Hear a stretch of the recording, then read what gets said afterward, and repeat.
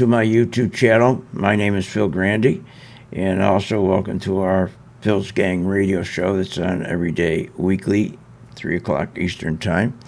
And it's on podcast, YouTube channel, Rumble, Apple, Facebook. I would hope that do me a favor during my presentation. Please hit subscribe, like, and share. Okay, so here we are. This is going to be a short week. And last week, they were talking about how great the retail customers are doing. You know, as people have money and are going out and spending, which is a bunch of nonsense. It's a bold-faced lie. Their money is coming from credit cards, and their money is coming from refinance.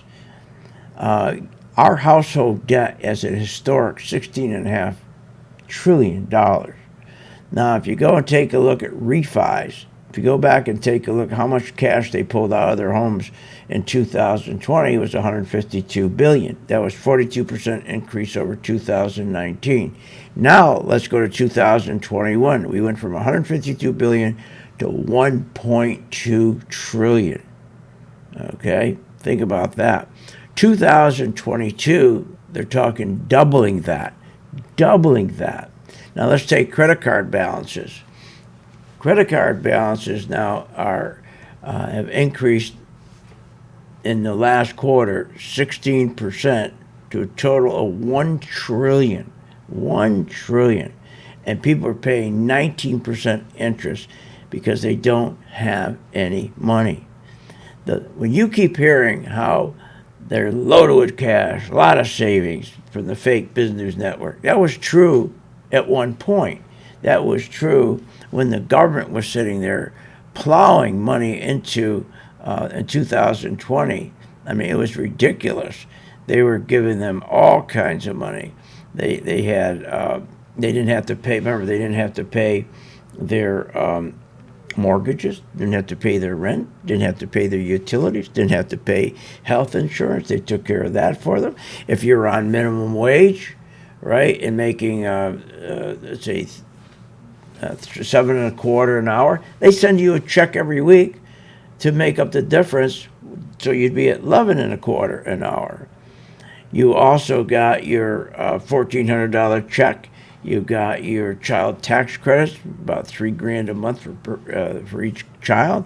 I mean, I can go on and on. I mean, it's just ridiculous. Okay, but that's gone. We went up 32%. Savings went up 32%. Isn't that crazy? In that 1 year, when all that free socialist stuff was going on, a lot of it's still going on, by the way. And but that's gone now. Savings have dropped from that increase of 32%. It's dropped down to 3.1%, the lowest ever. Okay, savings is the lowest ever. So they're using their credit cards. That's how they're paying 19% interest. So as we go into Black Friday and over the holiday, this is going to be a very, very tough earnings, okay, because these companies aren't going to be making money. So everything they're feeding you is a bunch of crap. Now let's start over here. Since we've had our rally, remember our rally stopped in 2022 because, look at my chart, because they stopped QE. And ever since then, we've been going straight down, this downtrend, and we got these specific lower highs.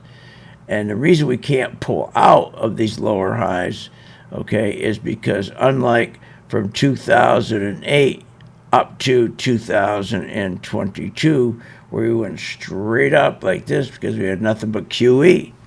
They stopped QE. And when you don't have QE and all these programs, there's no money.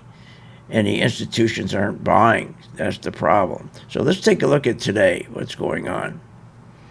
Okay, first of all, let's look at where the money's coming in from. Okay, no more is the money going to growth stocks, tech stocks. Look over here in this chart. See it? That's the money. Where's the money going? It's not going into tech stocks anymore. No, they're going into value stocks. Look at the difference. That's where the money's going, value stocks. See? So you got to know that. Also, TLT. You got to look at your TLT every time before you invest. TLT has been going down. This is the 20-year Treasury, okay?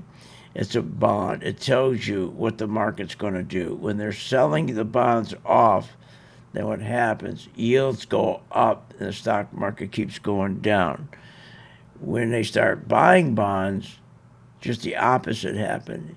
Okay, yields go down, stock market goes up. And this is what they've been doing, trying to push these yields up here. See it?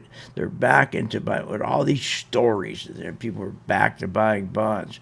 So you got to keep an eye on this, because I believe they're going to come right back down, and that's going to push yields right back up. So the stocks, the big tech stocks, they're not working out too well. No.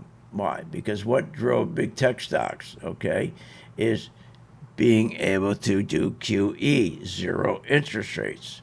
Without zero interest rates, and if everybody's still going here buying tech stocks, they're out of their mind, okay? And my color-coded chart shows you here.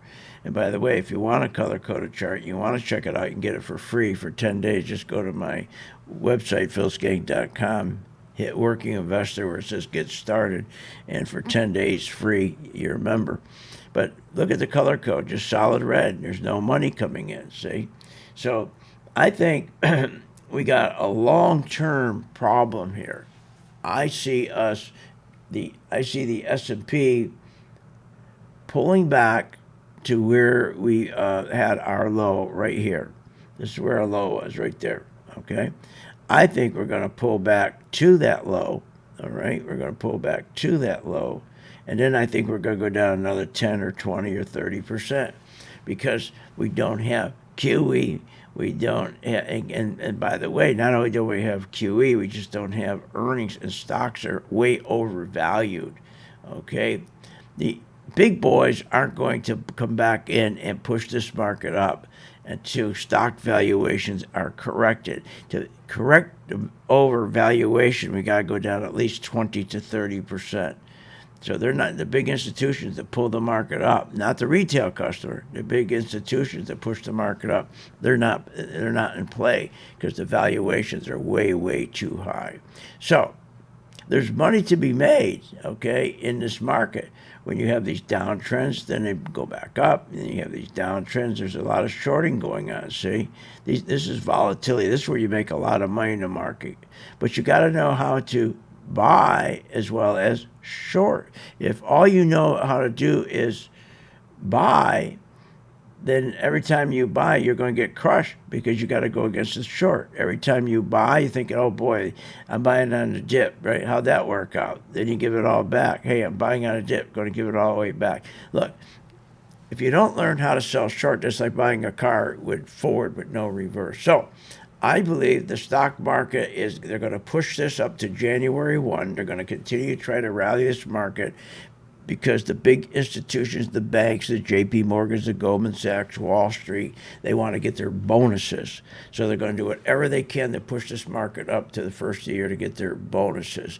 After that, okay, and there's just so much debt, so much trouble going on. Oil, everything's a problem that I think you're going to see this market continue to go back, right back down, just like you see right here. See how every time they went back down after they rally, back down after they rally, and I see the same thing happening here. We're going to go back down and make new lows after they rally. But let the chart tell you what they're doing. We always follow the chart. Remember, when the market opens, we lose our opinions. We don't lose our money. Once you learn how to use the chart properly, especially the color-coded chart, which, again, is patent, it says red, don't buy, green, buy, okay? All right, that's about it for today. So it's going to be a short week this week, and they're going to try to take advantage of that, okay, to try to push the market up. All right, we'll see you on the charts.